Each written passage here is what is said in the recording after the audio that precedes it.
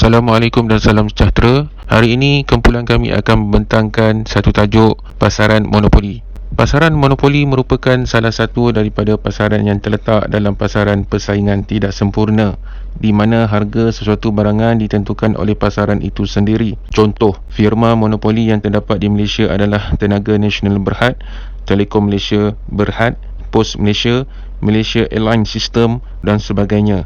Ciri-ciri firma monopoli. Yang pertama, di dalam pasaran monopoli hanya terdapat satu firma sahaja yang menjual sesuatu barangan di dalam sesuatu industri.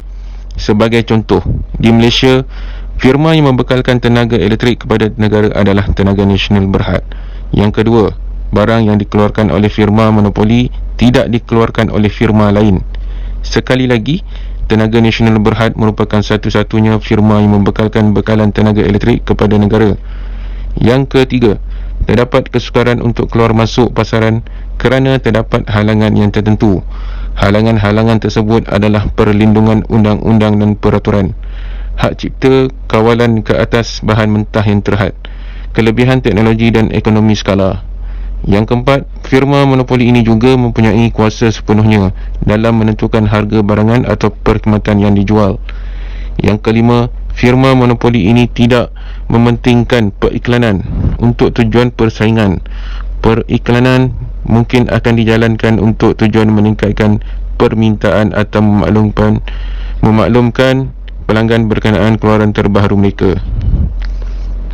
Akhir sekali, firma monopoli ini juga tidak melakukan persaingan kerana ia merupakan penjual tunggal dalam sesuatu industri.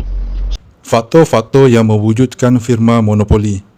Terdapat beberapa faktor kewujudan firma monopoli. Pertama, undang-undang dan peraturan. Monopoli disebabkan oleh penguatkuasaan undang-undang bagi menghalang firma lain masuk ke dalam industri tersebut. Contohnya, Persatuan Perniagaan Bumiputera menetapkan nilai perolehan yang rendah kepada kontraktor-kontraktor Bumiputera sahaja. Maka, kontraktor bukan Bumiputera tidak layak untuk memasuki industri tersebut. Kedua, hak cipta. Kerajaan telah memberi hak pengeluaran khas kepada pencipta atau firma yang mengeluarkan produk-produk tertentu.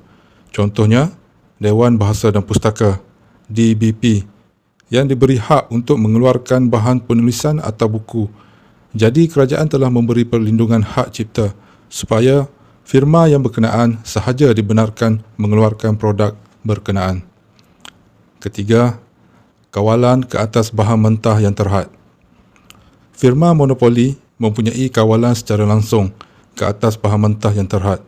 Contohnya, Petronas yang mempunyai kuasa monopoli dalam pengeluaran minyak di Malaysia. Keempat, kelebihan teknologi. Sekatan monopoli juga diakibatkan oleh kelebihan teknologi sesebuah firma dalam industri. Contohnya, Tenaga Nasional Berhad, jaring, telekom dan sebagainya yang mempunyai kelebihan dalam konteks teknologi elektronik dan komunikasi yang kompleks.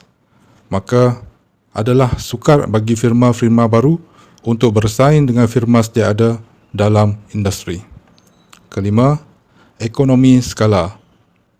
Ekonomi yang beroperasi pada skala yang besar akan mendapat kelebihan kerana kos purata yang digunakan secara relatifnya lebih rendah dan menyebabkan firma dapat mengeluarkan output yang lebih banyak dan menjual dengan harga yang lebih kompetitif berbanding dengan firma lain.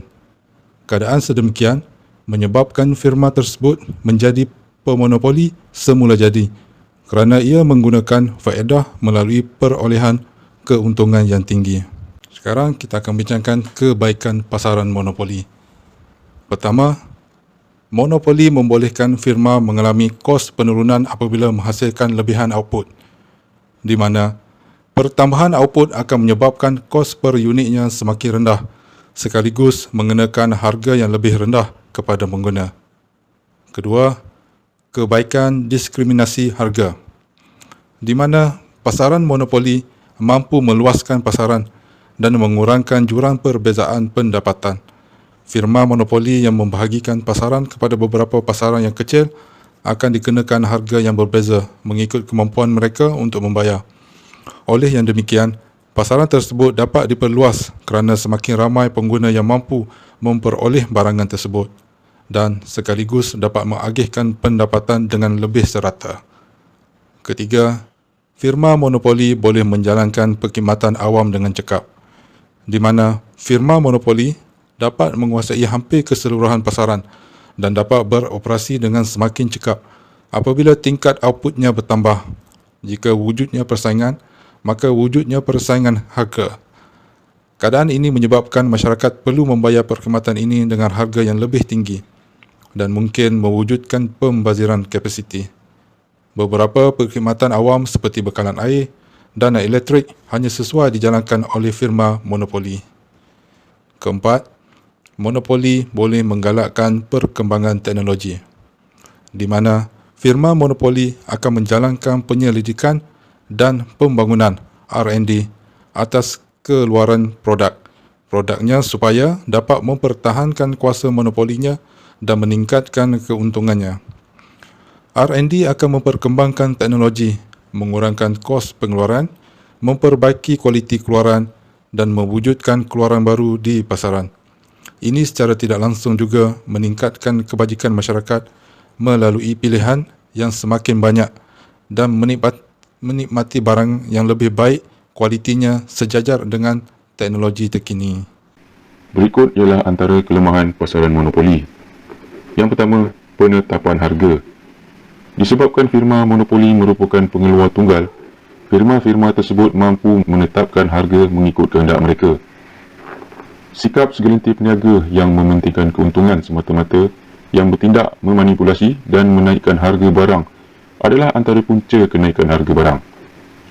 Kenaikan harga barang oleh peniaga-peniaga ini dapat dilihat seolah-olah sebagai mengambil kesempatan ke atas pengguna-pengguna dengan membuatkan mereka berasa tiada pilihan sehingga terpaksa membeli biarpun dengan harga yang lebih tinggi dari yang sepatutnya atau membeli barangan yang mempunyai kualiti yang rendah.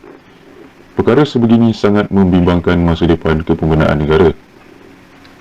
Seterusnya, penurunan kualiti produk. Firma-firma monopoli ini bukan sahaja mampu menaikkan harga, tetapi mereka juga mampu menurunkan kualiti produk. Hal ini berlaku di kawasan-kawasan luar bandar di mana pekedai-pekedai runcit mengetahui pembeli tidak mempunyai banyak pilihan. Yang ketiga, agihan pendapatan tidak rata. Kuasa monopoli telah menyebabkan firma monopoli menikmati untung melebihi paras normal, di mana pengguna terpaksa membayar pada tingkat harga yang tinggi dan menyebabkan untung monopoli semakin bertambah. Yang keempat, monopoli tidak menggalakkan perkembangan teknologi. Monopoli menghadkan perkembangan teknologi dan pembaharuan. Hal ini terjadi disebabkan tiadanya kebebasan keluar masuk, maka firma monopoli tidak dapat persaingan. Dengan itu, perbelanjaan untuk menjalankan penyelidikan dan pembangunan dirasakan tidak perlu. Tanpa usaha inovasi, kualiti barang tidak dapat diperbaiki, menyebabkan kebajikan masyarakat juga tidak dapat dipertingkatkan selaras dengan teknologi terkini. Yang kelima, monopoli tidak menggalakkan persaingan. Persaingan mendorong syarikat untuk menyesuaikan diri secara berkesan dengan persekitarannya agar dapat bertahan dan maju. Kajian menunjukkan bahawa pasaran dengan lebih banyak persaingan mengalami peningkatan produktiviti berbanding pasaran dengan tahap perlindungan yang lebih tinggi. Penutup, secara kesimpulannya, monopoli pasaran merupakan aktiviti yang perlu ditangani bagi menjamin pertumbuhan ekonomi yang kukuh. Monopoli pasaran boleh menyumbang pada masalah atau mengganggu pasaran yang sepatutnya bersaing secara sihat. Pasaran monopoli tidak mementingkan keadilan sosial secara bersama membuatkan harga jualan jauh melebihi kos pengeluaran untuk meraih keuntungan maksimum. Keadaan ini menyebabkan pengguna berasa tertekan. Ekonomi tidak akan berkembang kerana perusahaan baru tidak dapat menembusi pasaran dan perusahaan sedia ada tidak mempunyai insentif untuk menjadi inovasi dan cekap.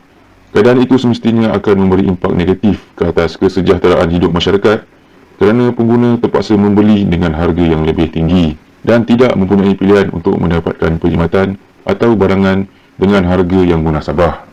Sekian, terima kasih.